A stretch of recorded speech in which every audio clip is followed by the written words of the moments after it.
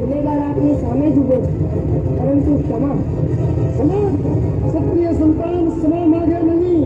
સત્ય બોલ, વ્યાપાર પર અત્યાચારનો વરસાદ કેમ વરસ્યો?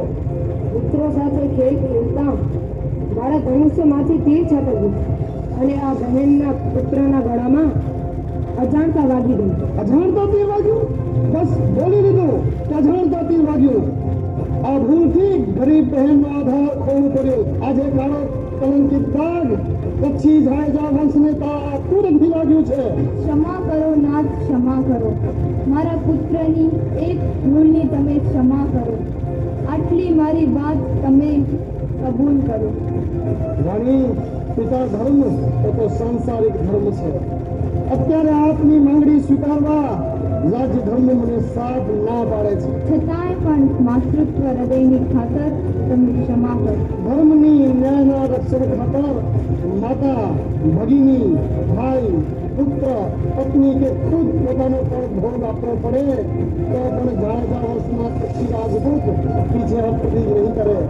સબૂર અબડાજા, વલસાડના જાડેજા વીર, કચ્છના કોહિનૂર, મને ન્યાય મળી ચૂક્યો છે.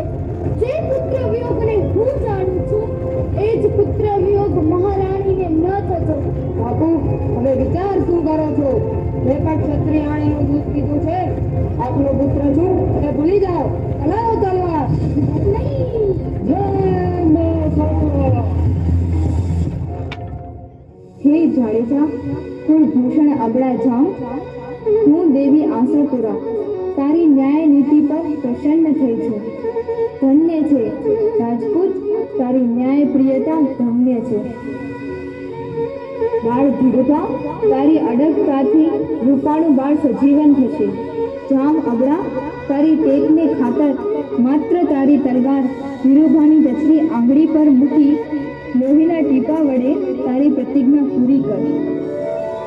અબડા જામ, તારી આ કીર્તિ ગાથા યુગો યુગો સુધી ગવાશે અને તું ટેક ભંગ ન કરી તેથી તને અબડો અડભંગ કહેવાશે. કચ્છના ઇતિહાસમાં અડભંગ અમર નામ હો, યુગો યુગો સુધી પૂજાય તારી કીર્તિ અને કામ હો. યુગો યુગો પૂજાય તારી કીર્તિ અને કામ હો. બોલિયા સમુરા માત કી. આ બાજુ